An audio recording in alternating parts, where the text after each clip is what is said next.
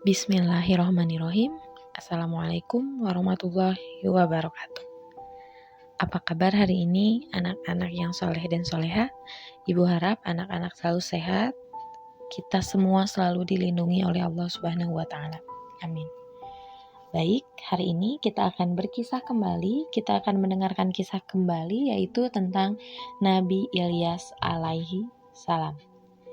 Nabi Ilyas alaihissalam diutus oleh Allah Subhanahu wa Ta'ala untuk menjadi seorang nabi dan menjadi pembimbing bagi kaum Yordan. Beliau mendapat amanat untuk mengajak kaum Israel kembali kepada ajaran Allah. Ketika itu, kaum Bani Israel terkenal akan kebiasaannya menyembah berhala yang bernama Baal. Nah, berhala Baal ini kaum Bani Israel percaya bahwa dengan menyembah Baal ini akan mengubah kehidupan Bani Israel menjadi lebih baik. Nah, berhala itu berada di tengah-tengah kota, sehingga kota tersebut dijuluki dengan kota Ba'laba. Nah, Nabi Ilyas alaihissalam memulai misinya dengan berdakwah kepada kaum Bani Israel. Beliau selalu mengingatkan dan mengajak kaum Bani Israel untuk kembali kepada ajaran Allah Subhanahu wa Ta'ala. Ketika Nabi Ilyas alaihissalam melihat kenyataannya bahwa banyak sekali kaum Bani Israel yang sedang menyembah berhala Baal, Nabi Ilyas berkata kepada kaumnya, "Mengapa kamu tidak bertakwa? Patutkah kamu menyembah Baal dan kamu tinggalkan sebaik-baik pencipta, yaitu Allah Subhanahu wa Ta'ala dan Tuhan bapak-bapakmu yang terdahulu?"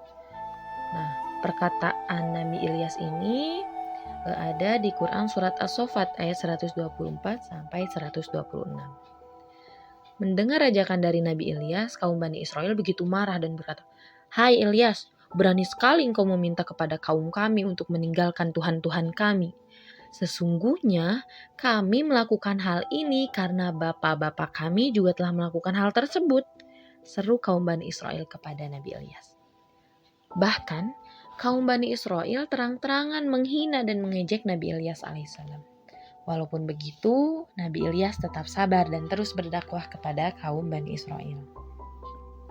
Sementara itu, kaum Bani Israel bersekongkol untuk menyingkirkan Nabi Ilyas alaihissalam.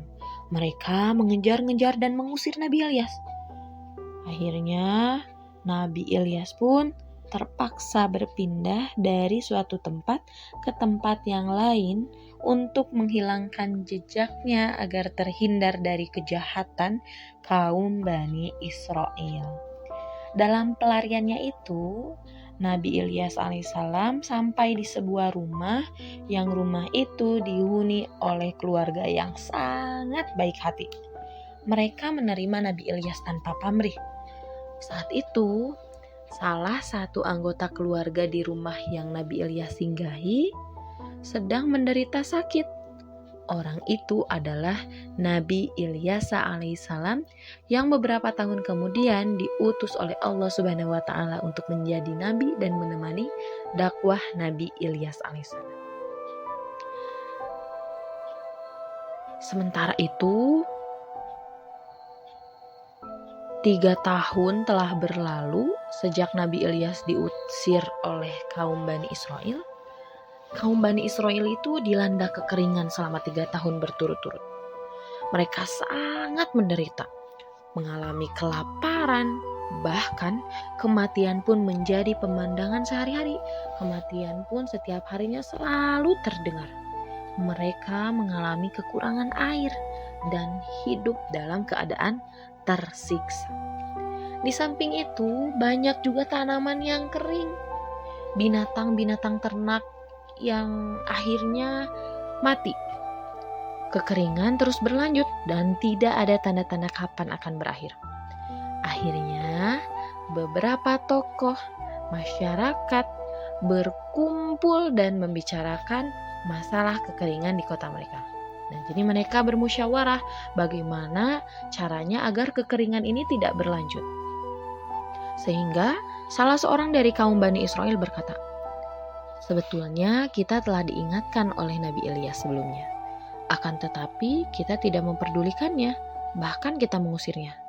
Sekarang, apa yang diucapkannya telah terjadi kepada kita. Lalu, apa usulmu untuk terhindar dari azab ini? Jawab salah satu kaum Bani Israel. Kita harus menemukan Nabi Ilyas dan bertobat kepada Allah Subhanahu wa Ta'ala. Lalu kita minta Ilyas agar memohon kepada Allah untuk tidak mengazab kita. Usul salah satu kaum Bani Israel. Selanjutnya, apa yang terjadi? Apakah kaum Bani Israel ini bertemu dengan Nabi Ilyas? Apakah Nabi Ilyas akan berdoa kepada Allah? Kita akan lanjutkan besok pagi ya. Nah, mudah-mudahan anak-anak tidak puas untuk kisah hari ini. Bertemu lagi dengan Ibu di kisah selanjutnya. Wassalamualaikum warahmatullahi wabarakatuh.